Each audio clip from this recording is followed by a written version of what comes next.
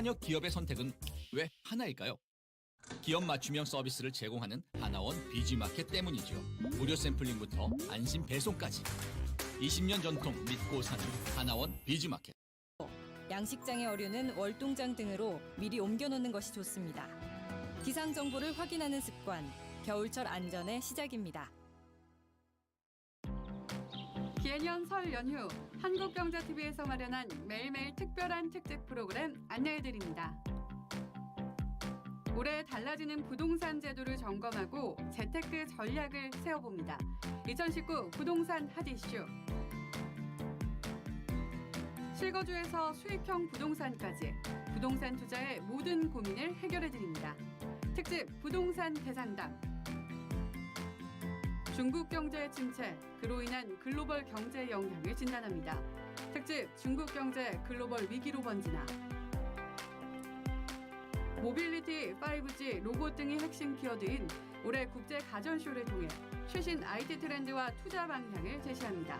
특집 한눈에 보는 세스 IT 트렌드. 미래 성장 동력으로 추진되고 있는 정부의 수소경제 활성화 로드맵을 살펴보고 변화될 산업 구조, 경제 영향 등을 전망해봅니다. 특집 무한에너지 수소 시대가 온다.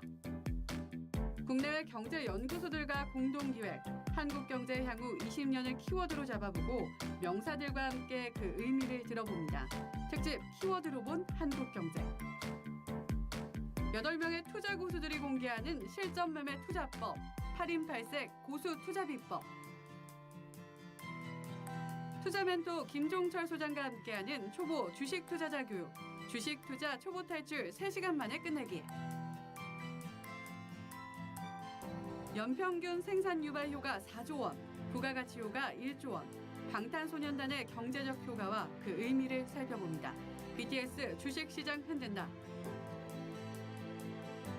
이번 설 연휴도 한국경제TV와 함께 행복한 시간 되시기 바랍니다. 언제라도 함께 보고 함께 웃는 친구, 설레는 마음으로 마주하는 순간 한국경제TV.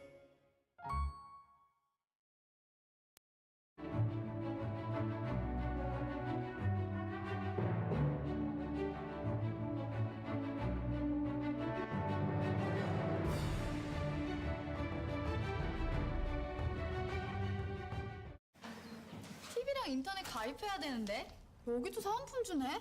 차라리 요금 할인이나 해주지. 스카이라이프 30% 요금 할인 콩결합 출시. 월 19,800원에 인터넷과 TV를 부담 없이. 스카이라이프.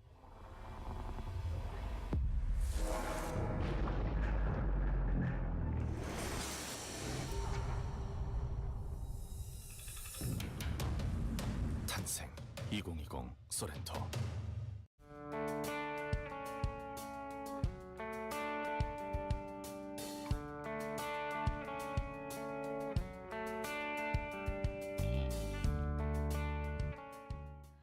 서공투자 오후 증시 2부 시작하겠습니다. 1월의 마지막 시장 마감까지도 어느덧 37분 정도를 남겨두고 있는 상황입니다.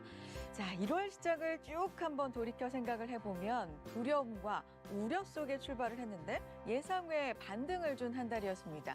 그 가장 큰 공은 외국인 수급이 아니었을까 생각이 드는데요. 자, 단 4거래를 제외하고 오늘까지도 매수 우위로 마감을 해준다면 2200선까지 끌어올린 외국인의 공이 가장 컸습니다. 자, 간밤에는 미국 쪽에서 또 위험 자산 쪽에서 환호할 만한 이야기들이 들리면서 글쎄요, 시장 흐름은 긍정적으로 조성이 되어가는 것 같은데요.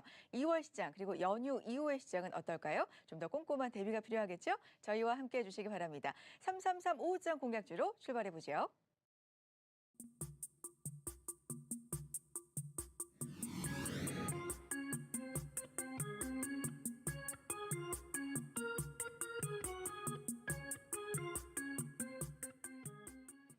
네, 세 종목에 대한 세 분의 각기 다른 의견 확인해 보는 333 오후장 공략주. 오늘은요, IBK투자증권 스마트금융부 박근영 팀장과 함께하겠습니다. 안녕하세요.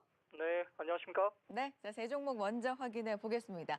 자, 오늘의 공략주 JYP엔터 그리고 한미약품, 스튜디오 드래곤입니다. 엔터와 미디어 쪽, 컨텐츠 쪽에서 두 종목이 보이고요. 제약바이오 쪽에 한 종목이 섞여 있는데요. 세 분의 의견 확인해 보겠습니다.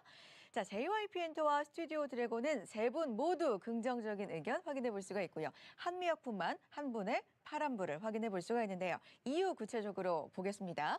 JYP 엔터 낙폭 과대 기술적 반등이 가능하다. 4분기 실적 1분기로 이연, 단기 모멘텀 유지 세 분 모두 긍정적인 좋은 의견 주셨습니다. 자, 오늘 큰 폭의 반등세를 보여주고 있습니다. JYP 엔터 어떤 의견인지 들어볼까요? 네, JYP 엔터는 5개 신인 그룹들이 모두 잘 되지 않더라도 갓세븐의 7년 차인 2020년까지는 실적이 무조건 좋아질 수밖에 없는 구조를 현재 가지고 있다고 분석되고 있는 상황입니다. 2년간 약 5개 팀의 아이돌 그룹도 순차적으로 데뷔를 하고 있고 최근에 스트레이키즈가 남자 중에서 연내 뮤즈 투어도 확정을 했고요. 곧 데뷔 예정인 ITGY도 높은 잠재력을 보유하고 있습니다. 실적에 가려져 있던 해외 음원도 가파르게 성장세를 보이고 있고요. 세 팀의 신인 그룹들을 올해 다 확인할 수 있는 한 해로 볼 수 있겠습니다. 4분기 실적은 컨센서스가 하회할 것으로 이야기되고 있으면서 최근에 주가가 급락을 했는데 갓세븐과 트와이스 등의 컴백과 트와이스의 첫 일본 아레나 투어가 반영될 것으로 봅니다.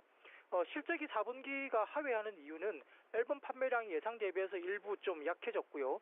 일본에서 갓세븐 홀과 2PM 멤버들의 솔로 투어 등 약 11만 명 30회분이 4분기가 아니라 1분기로 이연된 영향으로 볼 수 있겠습니다. 반대로 이야기하자면 4분기 실적이 실망할 필요가 없다고 보이고 1분기로 이연 반영될 예정이기 때문에 오히려 1분기가 긍정적일 수 있다는 점입니다. 실적은 다소 4분기 실적이 아쉽지만 방향성은 아직은 확실하다 볼 수 있겠습니다. 2017년 워너원의 메가톤급 흥행 때문에 2018년 남자 신인 그룹이 거의 없는 환경이었습니다.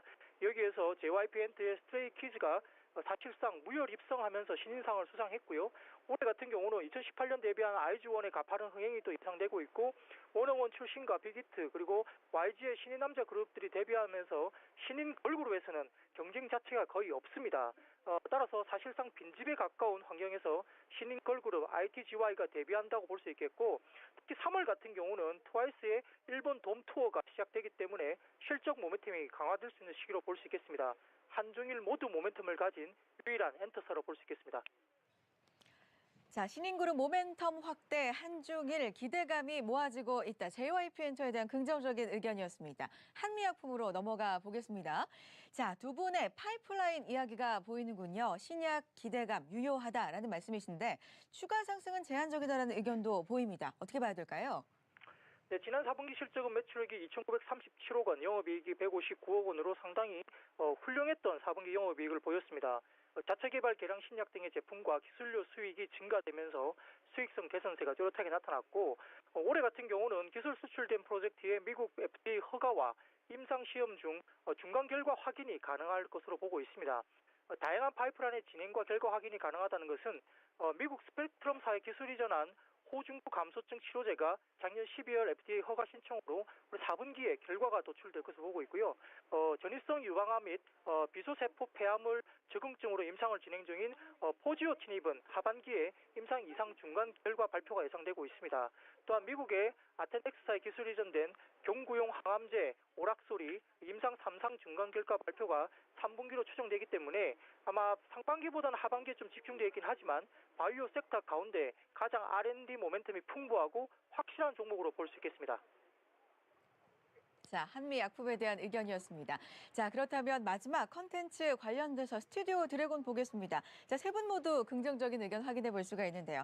일단 기술적 반등, 대응이 유효한 국면으로 보인다라는 의견과 프리미엄 컨텐츠 수요 증가를 긍정적으로 볼 수 있다. 또 한 분은 시장 확대가 지속되고 있다. 각각이 다르지만 모두 긍정적인 의견입니다. 자, 스튜디오 드래곤 오늘 장 후반으로 가면서 상승 탄력 계속해서 좋아지고 있는데요. 어떤 의견 갖고 계세요? 네, 스튜디오 드래곤은 4분기 실적이 다소 주춤할 것으로 예상되어서 최근에 주가가 조금 제자리 걸음을 하는 도돌림 현상이 나타나고 있는데 컨텐츠 판매처 확대로 인한 제작 평수 증가 그리고 제작비 상승의 유기적인 성장에 축이 시작될 것으로 기대합니다. 아마 스튜디오 드래곤은 제작 역량을 바탕으로 기존의 캡티브 시장이었던 CJ ENM 중심에서 지상파와 그리고 넷플릭스를 포함한 OTT까지 수요처가 확대되고 있는 상황입니다. 2019년 드라마 제작 편수가 캡티브 수요 증가와 외부 편성 확대에 힘입어서 2018년 26편 대비 올해 증가한 30편 내외가 될 것으로 추정되고 있고요. 편당 제작비가 10억 원 이상이 투입되는 텐트폴 드라마 역시 2018년 3편에서 올해 같은 경우는 4편에서 5편까지 증가할 것으로 예상되고 있기 때문에 전반적으로 실적 성장세가 지속될 수 있습니다. 프리미엄 컨텐츠에 대한 수요 증가가 계속되고 있는 상황에서 결국 스튜디오 드래곤의 가격 협상력이 더욱더 높아지고 있는 국면인데 넷플릭스 같은 경우도 올해에는 CJ ENM에 이어서 가장 큰 공급처가 될 것으로 보고 있습니다. 넷플릭스는 스튜디오 드래곤의 주력 컨텐츠의 판권을 제작 원가 대비 약 70% 수준 가격으로 사가는 것으로 추정되고 있고요. 올해도 다수의 판권 계약이 예상되고 있습니다. 오리지널 컨텐츠의 경우에는 지난 9월 웹툰 IP를 바탕으로 좋아하면 올리는이라는 것을 계약을 했고요. 향후 추가적인 수주가 또한 기대되고 있습니다. 또한 중국향 매출이 올해 좀 더 강화될 가능성이 상당히 높게 이야기되고 있는데 아직 상영된 사례는 없지만 한국의 드라마 영화의 판권이 중국에 작년 하반기부터 판매되기 시작했고 텐센트는 예능 프로그램 프로듀스 101의 포맷 판권을 정식 계약하면서 현지에서 제작 방영한 바가 있습니다. 올해 같은 경우는 중국향 컨텐츠 공급 계약이 본격적으로 가셔야 될 것으로 보고 특히 아스탈 연대기와 같이 100% 사전 제작이 예상되는 대작 컨텐츠의 판매에 대한 기대감이 더욱더 높아지고 있는 시점이 다가오고 있고요. 또한 현빈 주연의 아람브랑 궁전의 추억이 1분기부터 매출에 대한 반영이 되는다는 점에서는 결국은 4분기 약간 실망스러운 실적 대비 1분기 이후부터는 좋아지는 그림이 명확하기 때문에 프리미엄 컨텐츠 수요와 더불어서 주가 부분도 강화될 것으로 보고 있습니다. 네, 자 오늘 이렇게 JYP 엔터와 한미약품, 스튜디오 드래곤까지 3335장 공약주에 대한 의견 함께 했습니다. IBK 투자증권 스마트금융부 박근영 팀장과 함께했네요. 고맙습니다. 감사합니다. 네, 자 오늘 양시장 그렇게 강하지는 않지만 그래도 마감으로 가면서도 동반 상승 이어가고 있네요. 마지막으로 꼼꼼하게 시황 확인해 보시고요. 마감 전략까지 함께해 주시기 바랍니다. 시황센터 연결해 보죠. 네, 일본 증시가 1% 가까이 상승세로 마감한 가운데 우리 시장도 상승불은 유지하고 있습니다. 다만 장 초반 강하게 올라간 이후에 탄력은 좀 떨어진 상황인데요. 국내 지수 체크해 보시면 코스피가 0.2% 오르면서 2210선을 지나가고 있습니다. 그리고 코스닥도 0.38% 상승 718포인트 기록하고요. 선물 시장은 조금 더 상승폭을 줄여갑니다. 0.02% 오른 287포인트 기록하고 있습니다. 유가증권 시장 장중 흐름 따라가 보겠습니다. 오늘 9시 초반에 껑충 뛰어 올랐었죠. 2220선을 단숨에 돌파했었습니다. 그 다음에 좀 다시 줄어들면서 하락으로 전환하는 모습도 있었고요. 현재는 강보합권 수준에서 계속 움직이고 있습니다. 고점과 저점의 변동폭은 약 20포인트가량 되는 상황이고요. 그래도 코스피에서 6거래일 연속해서 외국인의 러브콜 보내고 있다는 점은 좀 긍정적입니다. 현재도 강보합권 유지하고 있습니다. 그럼 수급을 한번 살펴보실까요? 지금 외국인이 계속 사들이고 있고요. 기관과 개인은 장중 좀 매도로 전환을 했습니다. 외국인은 2,754억 원 좀 크게 매수로 대응을 하고 있고요. 기관은 1,738억 원 매도, 개인 쪽도 1,066억 원의 매도 물량이 출회되고 있습니다. 그럼 코스닥 보겠습니다. 역시나 마찬가지입니다. 장 초반 720선을 돌파한 다음에 좀 주춤하는 모습이고요. 역시나 하락으로 전환을 했다가 다시금 강보합권으로 올라온 상황입니다. 계속 상승불을 켜고 있는 상황인데요. 0.36%의 오름세 지나가고 있습니다. 그럼 수급 보시죠. 외국인이 오후 들어서 더 사들입니다. 하지만 또 기관의 매도도 조금은 줄어드는 모습인데요. 외국인이 일단 726억 원 매수, 기관 쪽에서도 129억 원의 매도세 좀 줄어드는 상황입니다. 또한 개인 쪽에서는 553억 원 매도로 전환한 후에 좀 매도 물량을 늘려가고 있습니다. 그럼 시가총액 상위주 흐름 보겠습니다. 삼성전자가 일주일 내내 상승불을 켜고 있습니다. 그런데 현재는 상승폭 많이 줄이면서 보합권까지 내려온 상황이고요. 지금 6거래일 만에 좀 하락으로 전환할지 좀 지켜봐야겠습니다. 그리고 SK하이닉스는 오늘 밀립니다. 1.84% 하락 74,400원에 진행되고요. 반면에 셀트리온과 삼성바이오로직스 바이오투톱은 흐름이 더 좋습니다. 셀트리온도 1%대 2%대 강세, 삼성바이오로직스도 3% 가까이 상승세를 더 늘려가고 있습니다. 하지만 어제 장 마감 후 실적을 발표한 LG화학과 포스코는 좀 실적이 부진하게 나오면서 2에서 3%대 약세 흐름 나타내고 있습니다. 시가총액 상위주 안에서 한국전력이 굉장히 잘 갑니다. 전기요금 정상화에 대한 기대감이 부각되면서 오늘 선방하는 모습인데요. 윗골이 살짝 달고는 있지만 그래도 4% 가까이 상승 34,500원에 진행되고 있습니다. 그럼 코스닥 시총 상위주를 보시면요. 오늘 제약바이오주 흐름 좋습니다. 특히 신라젠이 외국인과 기관 동반 매수가 강하게 들어오면서 주가 상승 탄력을 받고 있는데요. 지금 신라젠 5.6% 상승입니다. 그리고 그 외에는 HLB도 2%대 강세, 셀트리온 헬스케어도 1%대 강세 74,600원에 진행되고 있습니다. 오늘 눈에 띄는 섹터 증권주입니다. 동반해서 오르는 모습이죠. 어제 홍남기 부총리가 이 증권거래세 인하 검토를 또 언급하면서 부각되는 모습입니다. KTP투자증권 3.31% 상승, 그리고 SK증권과 교보증권도 2에서 3%대 강세 흐름 나타내고 있습니다. 이어서 은행주도 동반해서 강합니다. 수급이 강하게 붙으면서 오후장에 더 상승폭을 키워가는데요. 하나금융지주가 4.4% 상승, JB금융지주와 KB금융도 4% 가까이 오름폭을 좀 늘리고 있는 상황입니다. 오늘은 또 엔터주들이 잘 갑니다. 특히 YG엔터테인먼트는 이 신인그룹 데뷔를 앞두고 기대감의 상승폭을 계속 확대해 나가고 있는데요. 오늘장 7%까지 오르면서 43,950원에 지금 진행이 되고 있고요. 큐브엔터도 5%대 상승, 그리고 IHQ와 뉴도 지금 2%대 상승. 그리고 콘텐츠 쪽도 강합니다. 스튜디오드래곤도 계속해서 2%대 상승 흐름 나타내고 있습니다. 다음은 제약주 보겠습니다. 제약주들도 이 셀트리온 그룹주들이 이끌어주는 가운데 잘 갑니다.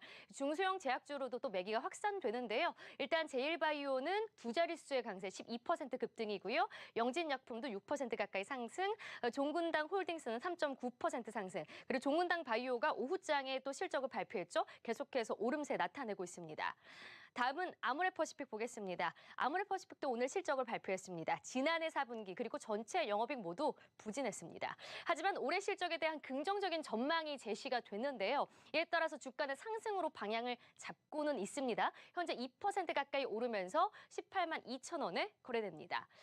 또한 화장품 전반적으로 온기가 좀 도는 모습입니다. 오늘장 동반해서 강한데요. 신세계 인터내셔널도 4.6%의 상승, 아무레주도 3.7% 역시나 실적을 발표했죠. 또한 토니모리도 2.36%의 강세 흐름 나타내고 있습니다. 4시간 시장 상황 살펴봤습니다.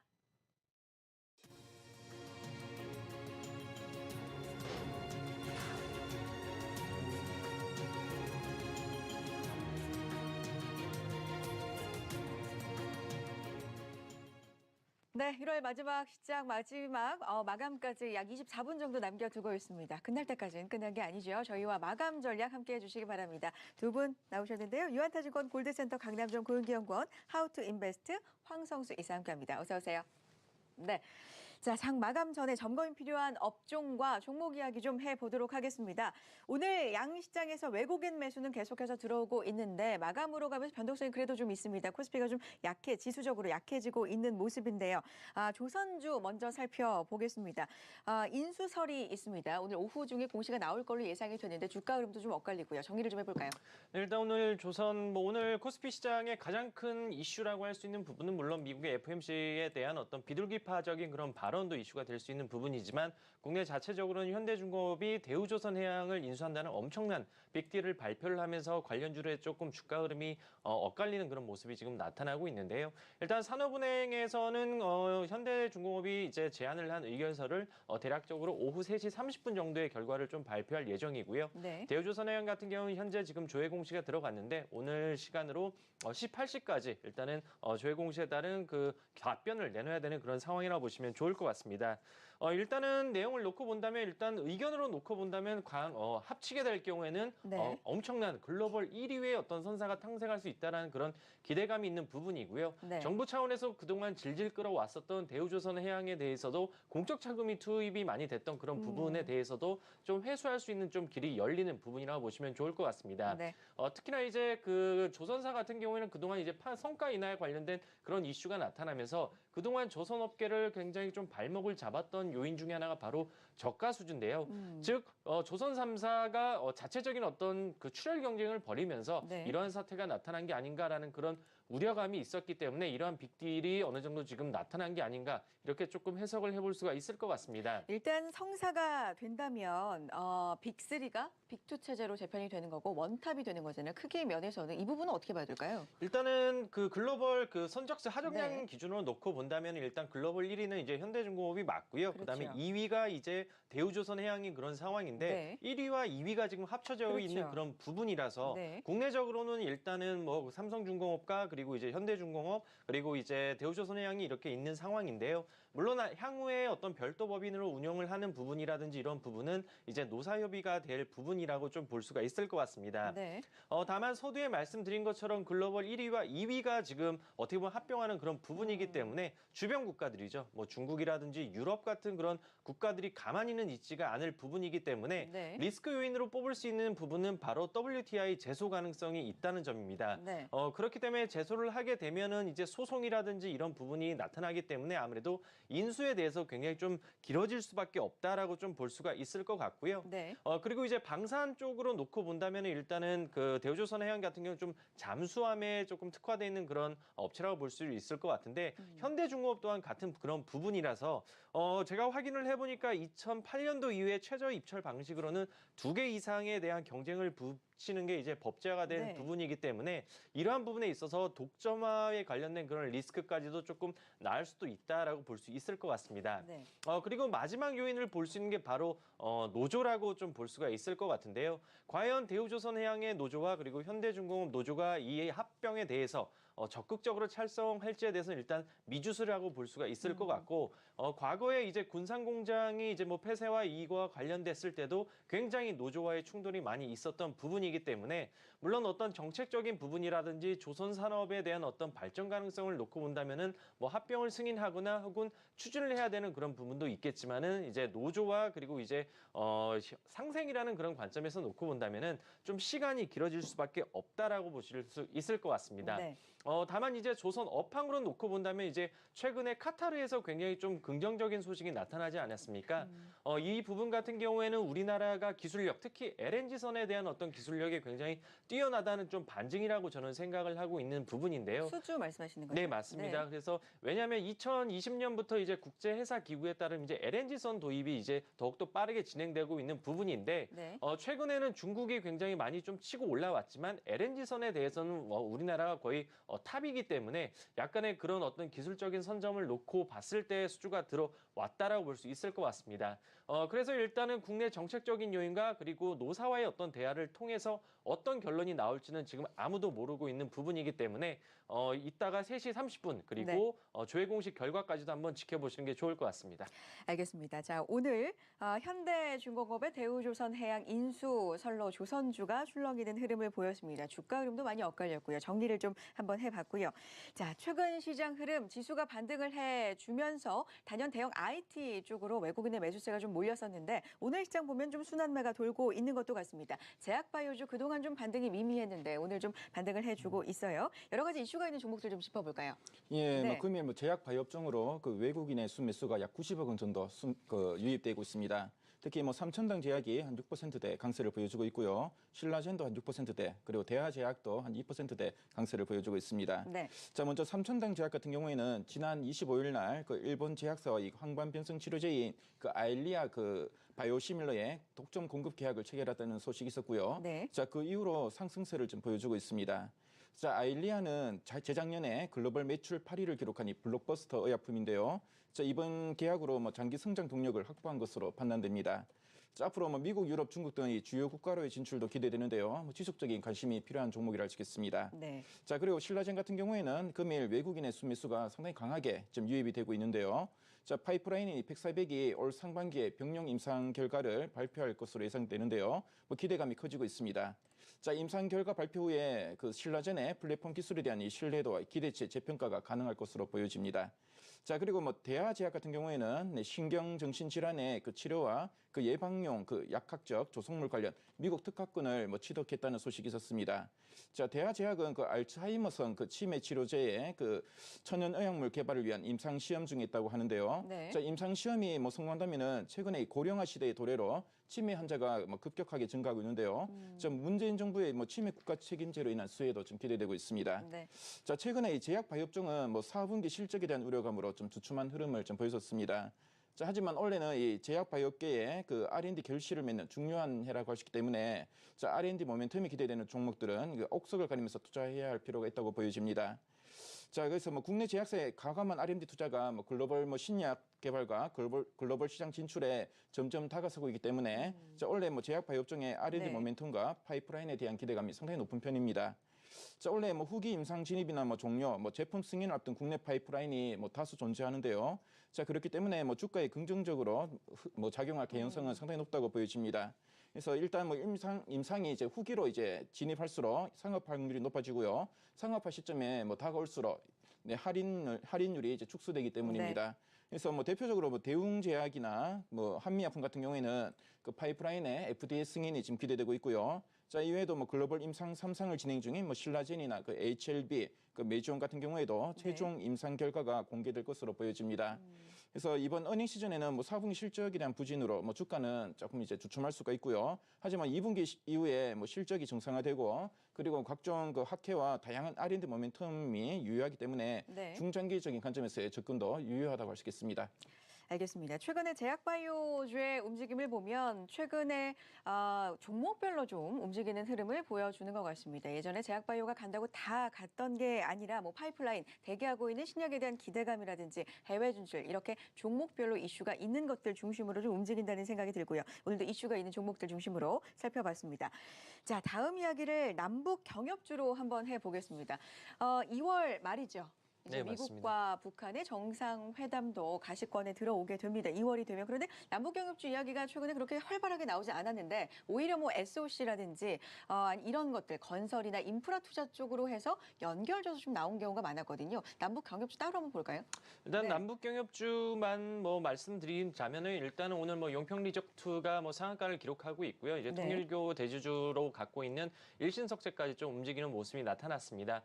그동안 뭐 대표적인 상승세를 이끌었던 아난티 같은 경우에는 이제 31,000원 고점을 찍고 나서 조정세가 지금 나타나고 있는 부분인데 이 이슈와 관련해서 놓고 보면 아무래도 이제 트럼프 대통령의 트위터가 가장 컸다라고 좀 볼 수가 있을 것 같은데요. 일단 비핵화의 진전이 이루어지고 이제 김정은 위원장과의 어떤 만남이 지금 고대되고 있다라는 트위터를 통해서 약간 대북주의 관련 경협주에 대해서 다시 한번 조금 불을 지피는 그런 현상이 지금 나타나고 있는 상황인데요. 일단은 2월 5일 날 트럼프 대통령의 국정연설이 예정이 되어 있습니다. 물론 멕시코 어떤 장벽과 관련된 그런 이슈뿐만 아니라 이제 북미 정상회담과 관련된 그런 이슈도 나올 것으로 지금 기대가 되고 있는 상황인데요. 특히나 이제 김정은 위원장의 신년사 내에서의 어떤 개성공단과 그리고 금강산까지 어떤 그런 구체적인 어떤 특정 지역에 대해서 얘기가 나왔던 부분이기 때문에 향후에 이 부분이 해소가 될지에 대해서 지금 굉장히 큰 관심이라고 볼 수 있을 것 같습니다. 아직 공식적인 발표는 나오진 않았지만 지금 폼페이오 장관이 2월 말 정도로 지금 어느 정도 지금 윤곽을 잡아가고 있다라고 언급이 된 상황에서 갑자기 오후 들어서는 일단 뭐 비료 관련주들이 다시 한번 상승세가 이끄는 것만큼 대북 관련주로서는 뭐 여전히 기대감이 있는 그런 상황이라고 볼 수 있을 것 같습니다.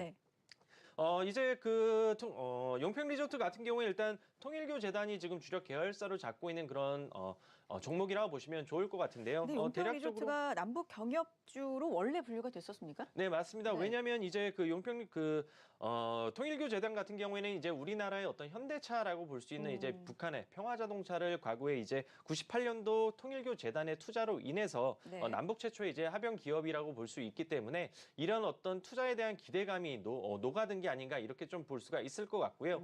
그리고 아난티 같은 경우에 현재 시가총액이 대략 2조 2천억 수준인데 용평 리조트 같은 경우 시가총액이 대략 오늘 상한가를 기록했음에도 불구하고 4천억 상황입니다. 그래서 약간 좀 키맞추기적인 그런 성격이 나타난 게 아닌가 이렇게 좀 볼 수가 있을 것 같습니다.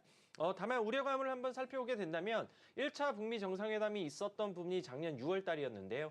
대북 관련주들은 그 전에 한 대략 2주나 3주 전쯤에 고점을 형성하고 좀 하락을 했었다라는 점은 좀 리스크 요인으로 조금 한번 생각을 해보시는 것도 좀 좋을 것 같고 현재 시장의 특징 자체가 어떻게 보면 이러한 부분을 조금 자극을 하고 있는 게 아닌가 좀 볼 수가 있을 것 같습니다. 자극이요? 네, 왜냐하면은 실적이 그렇게 썩 좋지 않았던 뭐 하이닉스라든지 그리고 삼성전자라든지 이런 종목군들까지도 지금 지속적으로 우상향하는 그런 모습이 나타나고 있는데 물론 반도체 업황에 대해서는 1분기 혹은 2분기 정도의 저점을 찍고 반등할 것이다라고 그렇게 나오고 있지만 또 어떻게 보면 삼성전기 같은 경우에도 4분기 실적이 굉장히 안 좋은 어닝 쇼크를 기록을 했음에도 불구하고 오히려 주가가 크게 상승하는 그런 모습이 나타나면서 어느 정도 실적에 대한 그런 기대감보다는 빈집에 대한 그런 기대감이 나타나고 있는 상황이거든요.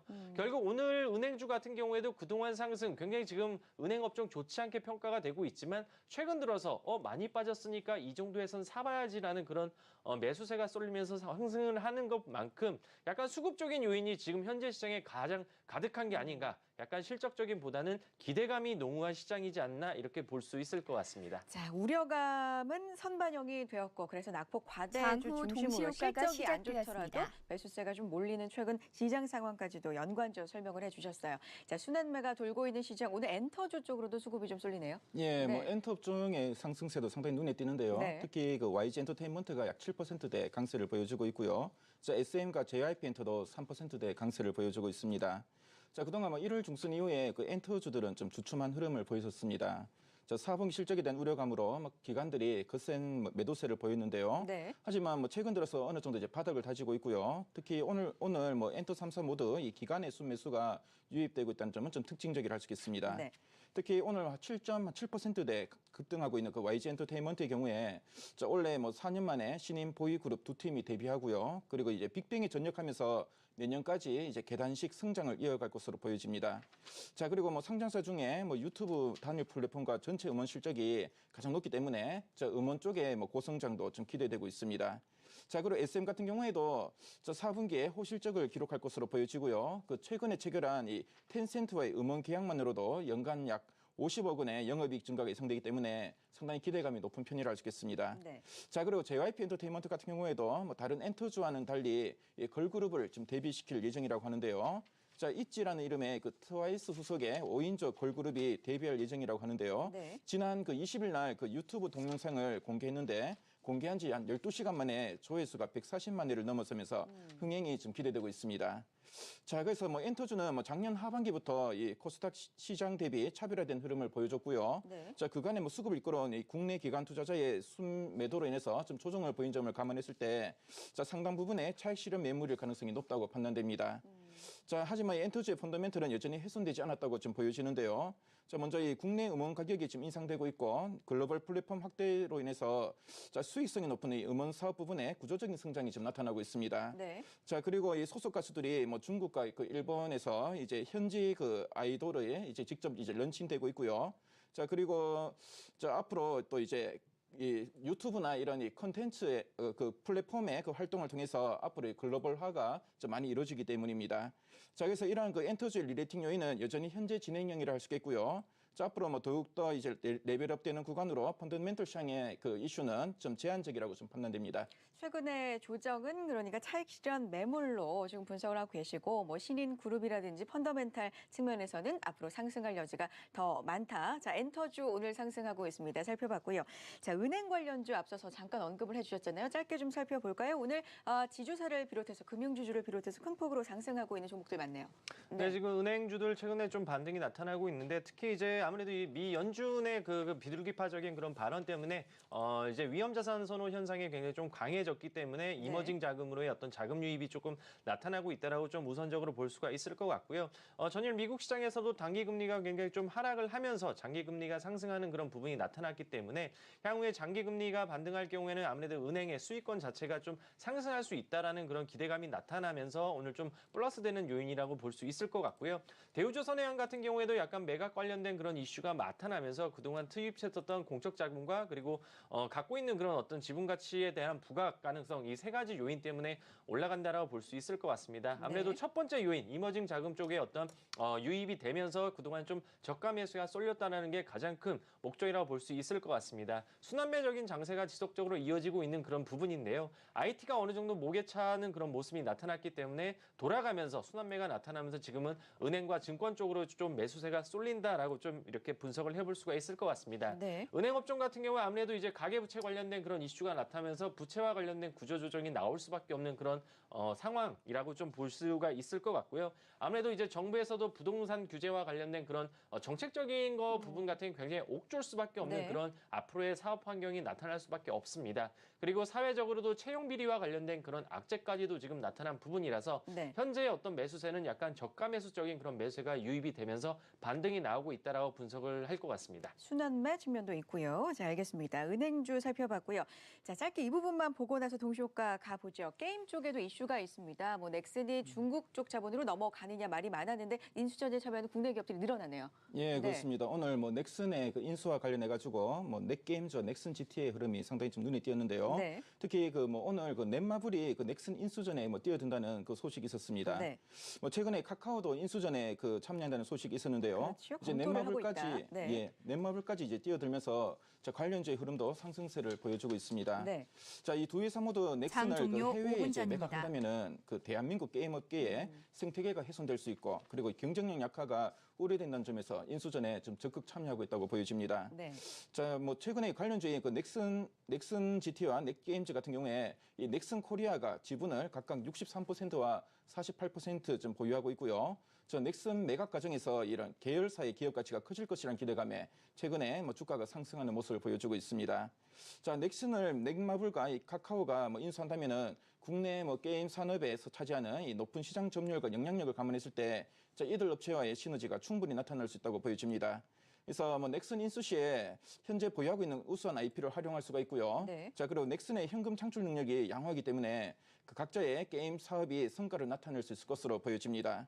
하지만 이 넥슨이 몸값이 한 10조 원 정도이기 때문에 상당히 덩치가 커서 인수와 관해서 다양한 좀 시나리오가 있는데요. 네. 근데 이런 공교롭게도 뭐 텐센트 같은 경우에 자, 넷마블의 지분을 약 17.7%, 카카오의 지분을 한 6.7% 보유하기 때문에 자, 넷마블이나 뭐 카카오 중 누가 인수하더라도 뭐 간접적으로 이 중국의 텐센트가 넥슨을 지배할 수 있을 수밖에 없다는 점도 좀 참조할 필요가 있어 보입니다. 네. 자, 넥슨 GT 같은 경우는 뭐 작년 연말에 6,000원대였던 주가가 현재 같은 경우는 13,000원대에 와 있는 정도입니다. 한 달 만에 지금 급등을 하고 있는 상황인데 뭐 인수전에 대한 이야기 계속해서 나오고 있습니다. 짚어봤습니다. 자, 1월의 마지막 시장 마감을 향해 달려가고 있는 상황인데요. 동시효과 상황 좀 보겠습니다. 자, 코스피 지수 지금 보합권에서 등락을 거듭하면서 강보합에 위치하고 있습니다. 코스닥 0.27% 빨간불을 켜내고 있고요. 장 후반 아주 마감으로 가면서는 힘이 다소 약해지고 있는 모습인데 외국인의 매수는 계속해서 들어옵니다. 좀 짚어볼까요? 네, 코스피 금일 같은 경우에는 뭐 오늘도 외국인들의 지금 지속적인 매수가 지금 집계가 되고 있는 상황인데요. 금일 같은 경우에는 2,800억 정도 순매수로 지금 집계가 장 되고 종료 있고 3분 기간은 전입니다. 1,900억 정도의 순매도로 지금 집계가 되고 있는 상황입니다. 외국인의 수급을 살펴보게 되면 1월 들어서 대략 3거래일 정도를 제외하고는 지속적으로 지금 매수가 들어오고 있는 상황인데요. 일단 추종하고 있는 패시브 자금으로 놓고 본다면 역대급인 어떤 매수세가 쏠리는 그런 상황이라 볼 수 있을 것 같습니다. 네. 아무래도 이제 미국 내 비둘기파적인 발언에 힘입어서 이머징 시장으로서의 어떤 매수세가 쏠리는 그런 부분과 함께 일부 그 저가 매수가 유입이 됐다라고 좀 분석을 해볼 수가 있을 것 같은데요. 특히나 이제 그 이머징 마켓을 추종하는 ETF 펀드들의 그 매수세가 지속적으로 매수가 들어왔다라는 점은 향후에 수급적인 공백이 발생할 수도 있다라는 안 좋은 그런 분석도 있는 부분이기 때문에 이 부분은 좀 양날의 검으로 일단 좀 해석을 해볼 수가 있을 것 같습니다. 네. 그동안 상승세를 이끌어 왔었던 삼성전자와 그리고 하이닉스 등과 같은 OLED 기대감도 있었던 종목군들의 좀 하락세가 눈에 띄는 부분이었고요. 포스코 같은 경우에도 23만 원부터 30만 원까지 거의 다이렉트로 올라왔던 부분에 있어서 좀 1월을 앞두고 나서 좀 차익 실현성 매물이 나오고 있는 상황이라 볼 수 있을 것 같습니다. 한국전력 같은 경우는 이제 전기요금 인상에 따른 그런 기대감이 나타나면서 오늘 뭐 5% 정도 좀 강력한 상승세를 보이고 있고요. 네. 제약바이오는 약간 개별적인 이슈가 있었던 뭐 셀트리온이라든지 그리고 삼성바이오로직스 같은 종목들의 상승이 눈에 띄는 하루였습니다. 셀트리온과 삼성바이오로직스는 2% 각각 3%대 상승을 하고 있고 자 1월 상승을 지수 상승을 이끌어주던 대형 IT 삼성전자와 SK하이닉스는 오늘 동반 하락하고 있는 상황입니다. 포스코도 3%대 바람불을 켜내고 있고요. 자 코스닥 상황으로 가보겠습니다. 코스피에 비해서는 견조하지만 그래도 약합니다. 자, 현대중공업과 대우조선해양 오늘 인수설에 대한 이야기 많이 해드렸는데 M&A 조건부 MOU를 체결했다. 산업은행이 발표를 했습니다. 현대중공업과 대우조선해양의 M&A 조건부 MOU 체결 소식 산업은행의 장 종료 공식적인 1분 발표가 전입니다. 지금 나오고 있는 상황입니다. 자, 잠시 후 이 부분에 대한 자세한 이야기를 전해드리도록 하겠고요. 계속해서 동시효과 상황 좀 짧게 보겠습니다. 자, 코스닥 상황 보도록 하죠. 외국인의 매수가 코스닥에도 들어오네요. 예, 오늘 외국인들이 약 670억 정도 순매수를 하고 있는데요. 네. 자, 외국인은 지난 1월 23일 이후로 하루를 제외하고는 꾸준하게 계속 순매수를 좀 하고 있습니다. 네. 특히 오늘 외국인 같은 경우에 그 코스닥 시총에서 가장 큰 부분을 차지하는 이 제약 바이오 업종에서 약 80억 원 정도 순매수를 하고 있고요. 자, 오늘 외국인들은 또 이제 뭐 IT 소프트웨어나 통신 방송 서비스, 뭐 유통 업종 쪽에서도 순매수를 적극적으로 좀 하고 있습니다. 자, 그리고 오늘 업종별로 한번 살펴보면은 오늘 제약 바이오 쪽이 앞에서도 봤지만 상승세가 좀 눈에 띄는데요. 특히 뭐 제일바이오나 삼천당 제약, 오스코텍, 대봉 LS, 바이오니아의 상승세가 좀 눈에 띈다고 할 수 있겠습니다. 자, 그리고 오락 문화 쪽에 종목들도 특히 엔터주를 위주로 상당히 좀 좋은 흐름을 보여주고 있는데요. 자, 우리가 앞에 살폈던 그 YG 엔터테인먼트와 큐브 엔터, SBS 컨텐츠 허브 같은 종목들의 상승세가 눈에 띕니다. 네. 자, 여기까지 듣겠습니다. 엔터주의 순환매가 오늘은 돌고 있고요. 계속해서 SK 이노베이션 적자 전환, 비롯해서 현대중공업 적자 지속 이런 속보들도 나오고 있는 상황입니다. 자, 마감 향해 달려가고 있습니다. 종가 확인하고 오죠.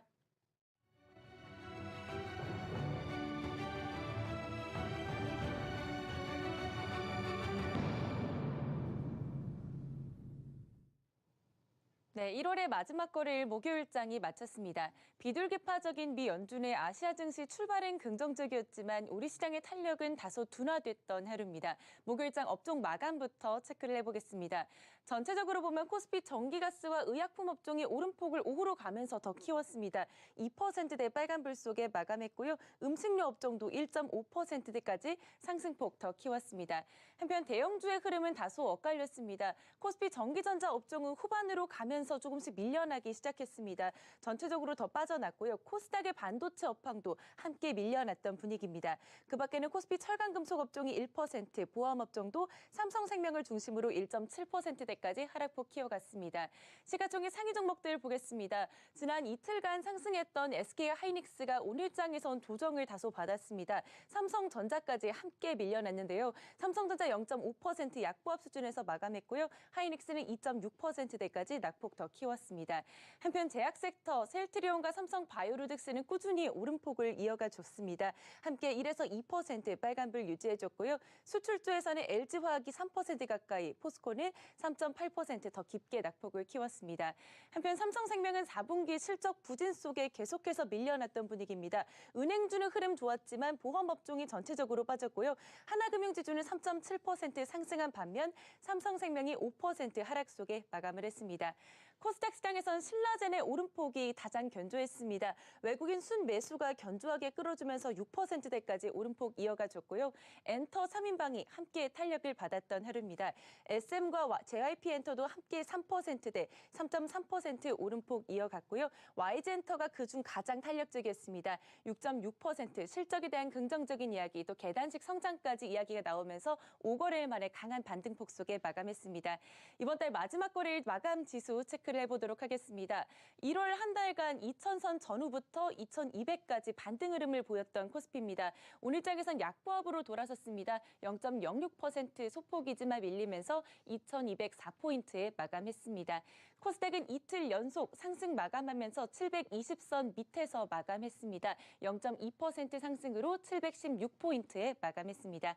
수급 보겠습니다. 외국인의 현선물 수급 방향이 엇갈립니다. 선물에서는 좀 매도 물량을 줄여가고 있긴 하지만 여전히 3천억 원대 매물 내놓고 있고요. 현물 시장에서는 2,800억 원대 순매수로 마감했습니다. 한편 기관은 오늘장 팔자로 돌아섰습니다. 1,700억 원 넘는 매물 속에 마쳤습니다. 코스닥 수급 보겠습니다. 외국인의 순매수만이 지수를 끌어줬습니다. 683억 원 매수했고요. 기관이 144억 원 팔자 속에 마감했습니다. 목요일장 마감 정리해드렸습니다. 네, 장 막판에 코스피 지수의 변동성이 좀 있었습니다. 약보합권으로 결국은 마무리가 됐고요. 코스닥은 상승불을 켜면서 마감까지 상승을 지켜줬습니다. 방향성을 다소 달리하면서 마무리가 된 1월의 마지막 시장입니다. 자, 두 분과 함께 시장 이야기를 좀 해보도록 하고 오늘 시장 바탕으로 내일 시장 대비를 해보도록 하죠. 자, 그에 앞서서 속보가 나왔었죠. 산업은행 채권단 대우조선 구조조정 마무리 단계고 민영화 추진해야 한다라는 언급을 했다라는 하겠다는 속보도 있었고요. 또 현대중공업과 대우조선해양 M&A 조건부 MOU 체결했다라는 속보도 지금 나오고 있는 상황인데 아주 자세한 내용은 아직 안 나와 있나 봐요. 네, 맞습니다. 네. 이거 같은 경우는 일단 산업은행에서 기자간담회를 이제 공지가 된 상황인데요. 네. 장소 문제로 인해서 언론사당 1명만 된 부분이고 생방송 자체가 이제 송출이 불가된 그런 상황이기 때문에 일단은 뭐 구체적인 내용은 나오진 않았습니다. 네. 그래서 아무래도 뭐 조건부 MOU 관련된 그런 이슈가 나타난 부분인데요. 물론 그동안 지금 현재 제기되는 부분이 현대중공업에 그 과연 인수할 그런 현금을 갖고 있느냐 네. 이런 부분이 있었는데 우리가 알다시피 얼마 전에 아람코가 현대오일뱅크의 지분을 인수를 하지 않았습니까? 네. 대략적으로 한 2조 원 정도로 추정이 되는 부분이고요. 대우조선해양이 이제 전일 종가 기준으로 놓고 본다면은 산업은행 지분의 한 55% 정도가 2조 1천억 원이기 때문에 이번 어떤 자금 조달과 관련된 부분에서는 이제 증자와 관련된 이슈는 좀 자유로울 수 있는 부분이고요. 또 일각에서는 일단은 이 지분과 관련돼서는 무조건적으로 55% 다 먹는 게 아니라 일정 부분 선물 뭐 옵션 지분 교환까지도 동시 지금 효과가 논의가 되고 있는 시작되었습니다. 부분이기 때문에 어떤 방식으로 이루어질지는 조금 더 볼 필요가 있을 것 같습니다.